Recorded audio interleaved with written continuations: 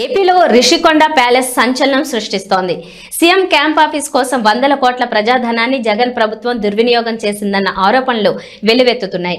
ప్రభుత్వం మారిన తర్వాత రిషికొండ వ్యవహారానికి సంబంధించి కీలక విషయాలు బహిర్గతమై రాజకీయాల్లో కాకరేపుతున్నాయి. కాంగ్రెస్ నేత వైఎస్ షర్మిల కూడా జగన్ తీరుపై మండిపడ్డారు.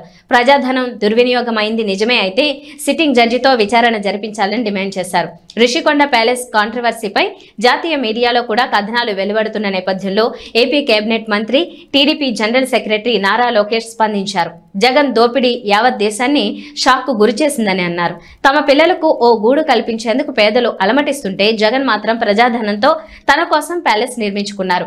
ఆయన దోపిడీ యావత్ దేశాన్ని షాక్కు గురిచేశాయి. ఈ విషయంలో ఎంక్వైరీ జరిపించి న్యాయం జరిగేలా చూస్తాము. ఈ భవనం ప్రజలకు చెందేలా చేస్తాము అని ఆయన ఎక్స్ వేదికగా పోస్ట్ పెట్టారు.